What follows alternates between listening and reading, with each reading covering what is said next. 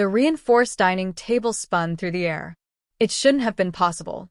The Korthok's enforcer weighed 600 pounds, armored in dense gray muscle, yet the human had somehow used the beast's own lunging momentum against it.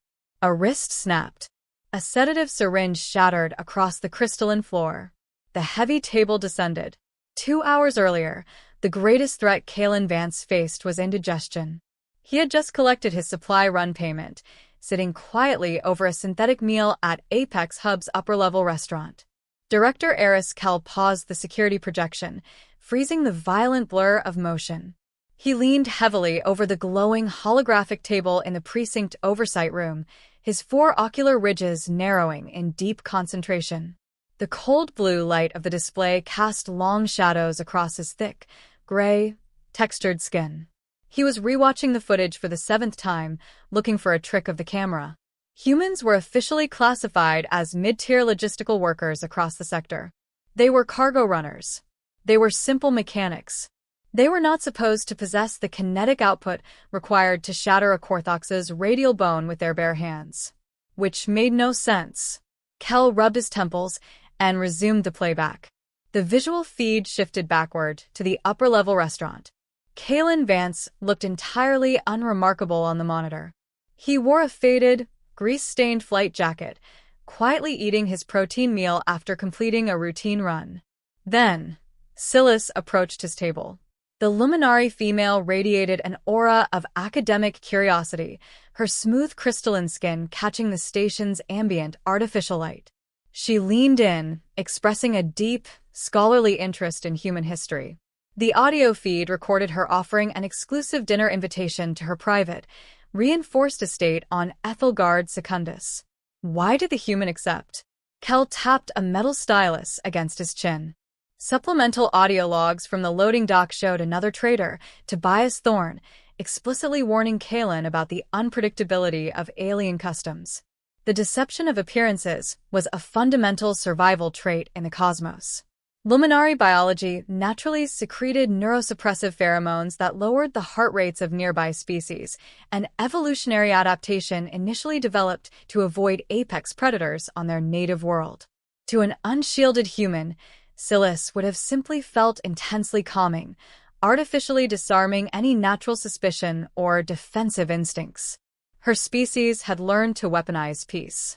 They used their innate, biological tranquility to lure the unsuspecting into the dark underbelly of a galaxy that routinely reduced unique sentient traits to highly profitable black market assets.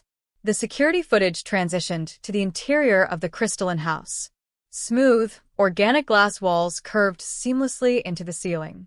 A lavish dining room sat entirely isolated from the outside world. Kalen sat across from Silas. He carefully placed his personal communication device on the table. It was a battered, metallic rectangle, a fragile lifeline to the hub. Across the shimmering dining hall, the trap closed. Silas pressed a hidden node beneath the polished surface. Locked. The heavy reinforced doors sealed shut with a loud, pressurized hiss. The human's communication device immediately flashed a hard red, the signal jammed completely dead. Total isolation. Silas stood up, dropping the gentle scholar facade in an instant. She spoke calmly, revealing her true operation. She wasn't a historian. She was a black market trafficker, supplying illicit underground fighting rings with exotic, capable species. And Kalen was the newest commodity. 2 massive Korthok's enforcers emerged from the basement stairwell, holding heavy sedative injectors. They moved with terrifying, thudding speed for their immense size, flanking the seated human from both sides. But he didn't panic. What happens when a trap snaps shut on the wrong prey? Kalen blinds a towering Korthok's enforcer with corrosive fluid just as a brutal punch from the second alien hurls him backward into the metal bars of an underground slave cage. Kel watched the human's biometric readings spike on the secondary monitor, but his external posture merely slumped backward into his chair. Kalen was faking submission. He let the first Korthok's close the final distance, raising the thick needle toward his exposed neck. The massive enforcer lunged forward, expecting easy compliance. Kel switched the terminal to the subterranean security feeds. The camera tracked Kalen vaulting down the maintenance stairwell. The basement was an expansive, excavated fighting pit. Rows of reinforced metal cages lined the perimeter of the dirt floor. Inside them sat captured species from across the sector, stripped of their dignity and huddled in the dim light. Another human, tagged by the system as Caleb Quinn, gripped the bars of a corner cell. This was the reality of Silas's enterprise.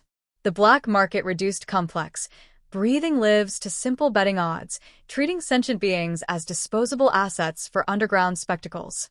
The remaining Korthox enforcers poured down the stairs in pursuit. Kalen didn't run to hide. He ran to arm himself. The security footage captured a terrifying transformation. The mild-mannered cargo runner vanished.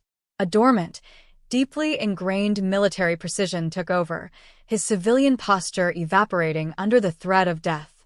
He calculated distances, identified choke points, and weaponized his environment with brutal efficiency. The footage synced perfectly back to that impossible moment in the upper dining room. Kel watched the heavy table crush the second Korthox, the human instantly pivoting away from the devastation. Kalen didn't pause to admire his work. He vaulted the shattered organic glass and descended into the fighting pit. Down in the arena, a towering enforcer charged. Kalen slid beneath its massive, grasping arms. He snatched a pressurized bottle of industrial corrosive fluid from a nearby utility cart. With a sharp twist, he drove the chemical spray directly into the beast's optic nerves. The creature shrieked, thrashing blindly against the reinforced concrete walls. Kalen didn't stop moving.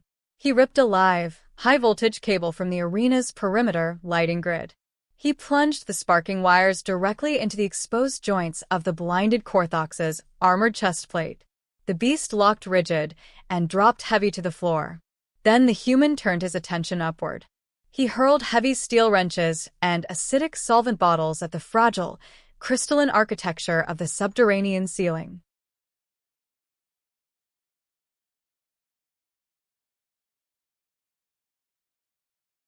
The organic glass began to fracture under the sustained, targeted impacts. A violent spiderweb of cracks rapidly expanded across the primary load-bearing supports. Knowing the structure was failing, Kalen jammed the still-sparking electrical cable into the main terminal for the electronic cage locks. A massive power surge blew the circuits.